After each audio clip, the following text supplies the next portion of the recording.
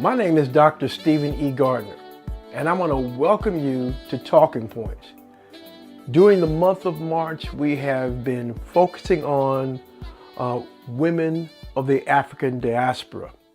And the reason why in the month of March that we wanted to give special tribute to women from the African diaspora, because March is Women's History Month.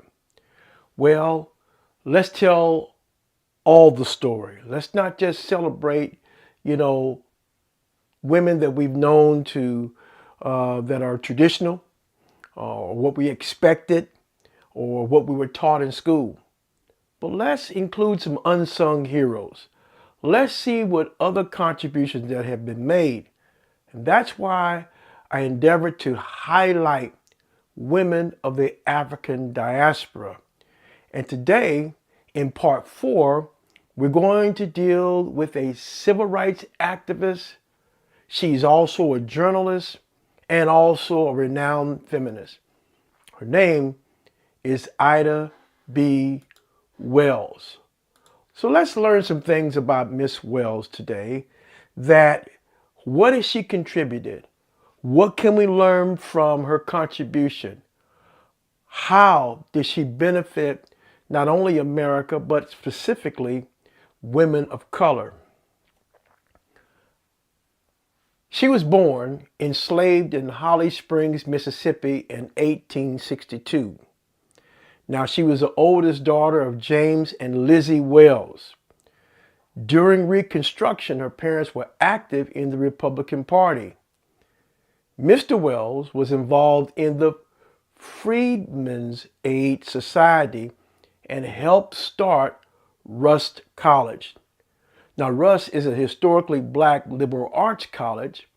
It is affiliated with the United Methodist Church and was one of the 10 historic black colleges and universities founded before 1869 that is still operating.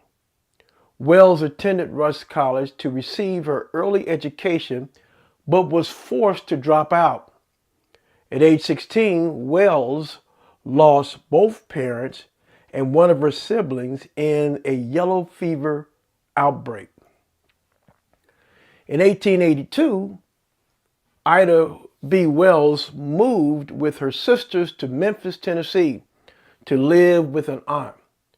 Her brothers found work as carpenter apprentices. For a time, Wells continued her education at Fisk University in Nashville.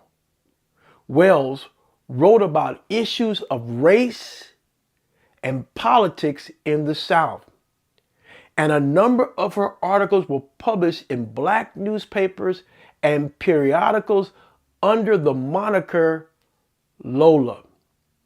Wells eventually became the owner of Memphis Free Speech and Headlight, and later of the Free Speech. These were 3 newspapers and periodicals that were done at that particular time. One fateful train ride from Memphis to Nashville in 1884, Wells reached a personal turning point that resulted in her activism. After having bought a first-class train ticket, she was outraged when the train crew ordered her to move to the car for African Americans. She refused on principle. Now, here's one of the first things that we can draw from her tenaciousness, draw from her persistence, draw from her assertiveness and her stance. This event that she experienced there, and the injustice that she encountered, and the pushback, and eventually being thrown off the train, that was a turning point that resulted in her activism. I'm saying all that to say this, that in each of our lives, if you want to be a difference maker, sometimes it might mean that something happened to me that empowered me to think differently and to be an advocate on behalf of someone else, or that caused me to stand up and open up my mouth. One of the things that Ida B. Wells displayed here is what any person who desires to be a difference maker, any person who engages in activism, any person who even models the kind of discipleship that the early church modeled, or the kind of revolutionary style leadership that Jesus the Christ even modeled. They have to have courage. Without courage, no one can step to the plate. No one can move another further. We're halted no matter how bright the idea is, no matter how much I want to make a difference. If I don't have any courage, all I'm going to be doing is flapping my lips and just sitting back, and in my silence, that becomes my way of responding to some of the injustice that we see today. And we've seen a lot of injustice that has happened in the last, in our lifetime. Especially, it's been more highlighted, with all the police brutality and all the other things that have occurred, and that have occurred with African Americans and the like. With all of these things being highlighted and spotlighted, the one thing that we need to have, if we need to have a mouth to speak up. Sometimes you and I see things we don't say nothing about. In fact, a lot of the injustice that was going on, the church, on one hand, kept their mouths closed when they could have spoke about the racial injustice. They could have stepped to the plate. They could have had the courage. They could have been more vocal about some of the things that they saw. We learned from the example that Ida B. Wells displayed that what she experienced ignited her activism. And in order for her to stay true to that calling and true to herself, she had to have courage. So as Wells was forcibly removed from the train, she bit one of the men on the hand. She sued the railroad, and she won a $500 settlement in a circuit court case. The decision, however, was later overturned by the Tennessee Supreme Court. This injustice led Wells to pick up a pen and write. So what she experienced on the train ignited her activism.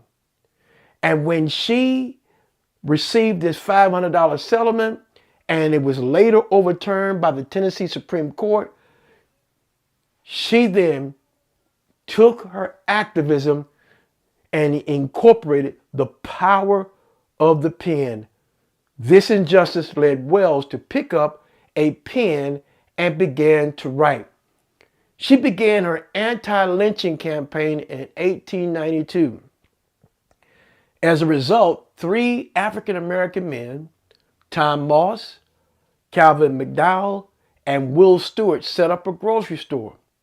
Now their new business drew customers away from a white-owned store in the neighborhood. And the white store owner and his supporters clashed with these 3 men on a few occasions. One night, Moss and the others guarded their store against attack and ended up shooting several of the white vandals. They were arrested and brought to jail, but they didn't have a chance to defend themselves against the charges. Why?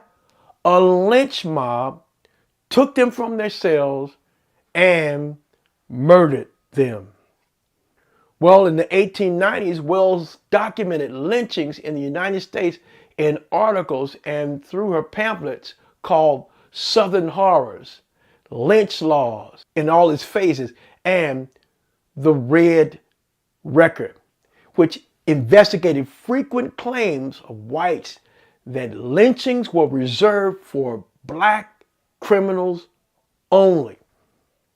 Wells exposed lynching as a barbaric practice of whites in the South. And it was designed to what?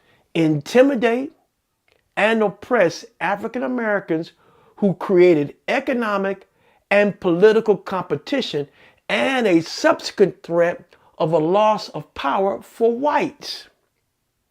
A white mob destroyed her newspaper office and presses as her investigative reporting was carried nationally in black-owned newspapers. Subjected to continued threats, Wells left Memphis for Chicago.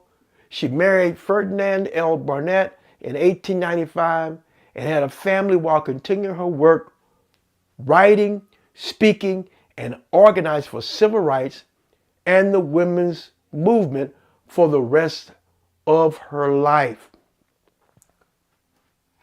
In 1893, Wells lectured abroad to drum up support for a cause among reform-minded white people. She did this. Why? Because why? You need to have allies when you have a cause. You need to enlist others that believe in your cause, especially in this particular case, because the injustices and the lynchings were done by white people against blacks. So what you needed was reform-minded white people that would what? That would lock arms with her, that would agree with her campaign, and begin to help her to leverage and get the message out so that what? These laws, the change could actually take place. Well, in 1898, Wells brought her anti-lynching campaign to the White House, leading a protest in Washington, D.C., and calling for President William McKinley to make reforms.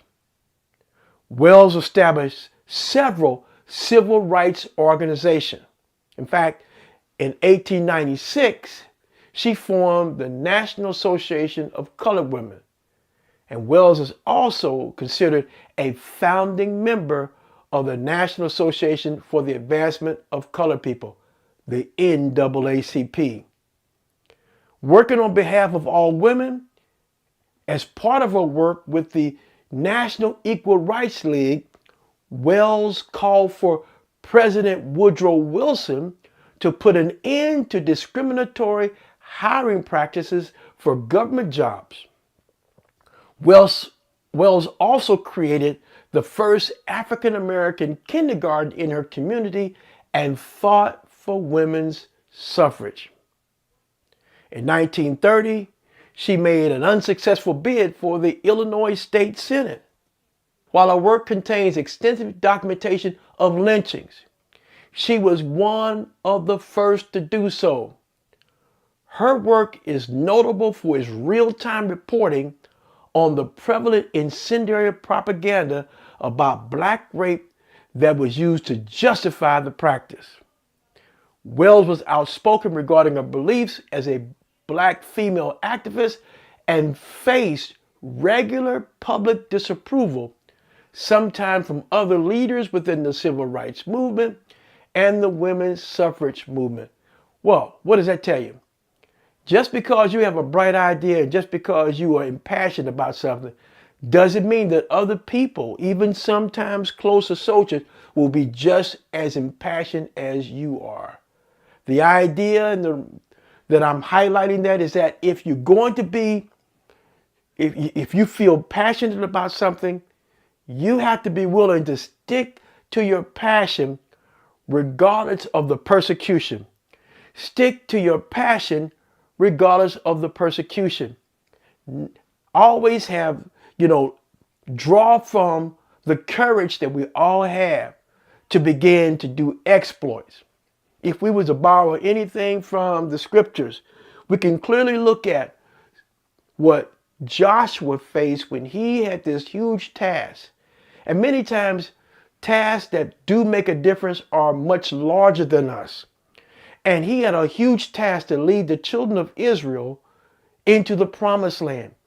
Moses had just died and he was grieving along with everybody else.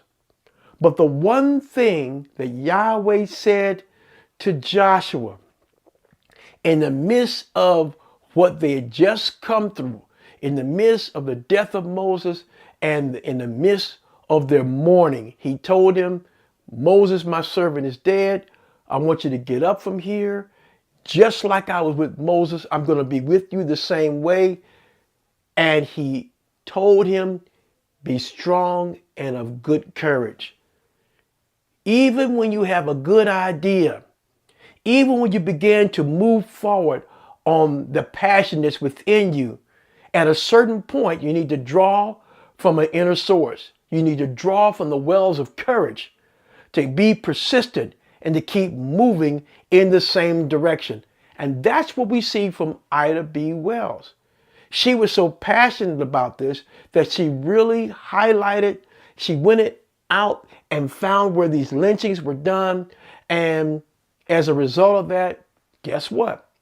She faced public disapproval, yet she kept on moving. She faced disapproval from other leaders in the civil rights movement, yet she kept on moving. She faced pushback even from women's suffrage movement, yet she kept right on moving. She had courage.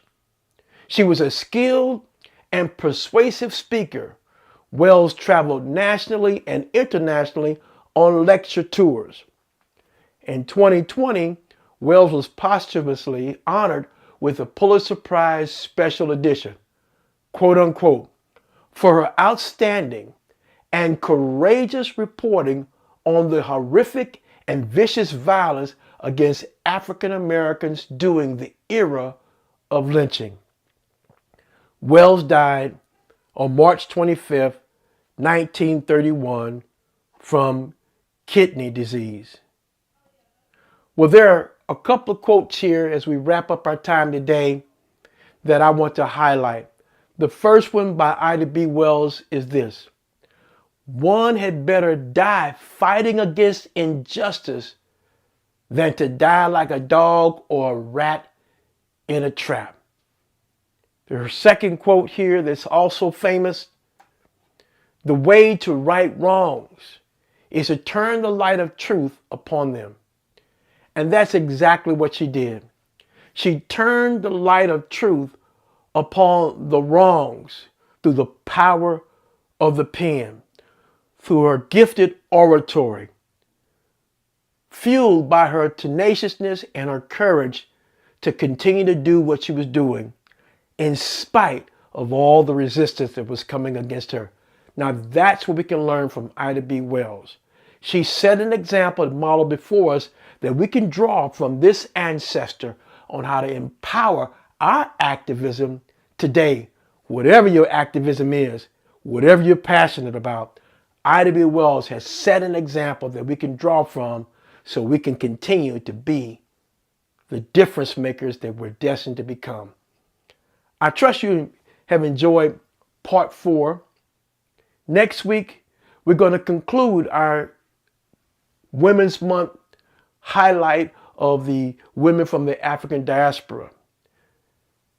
Come back then as we wrap things up, and let's look and take away the truth, these kernels of truth, and let them really give insight and guidance as how we can be a better version of ourselves in the face of the wrongs that are out there, maybe through our own salt and light, that we can right the wrongs and turn a light of truth even upon them.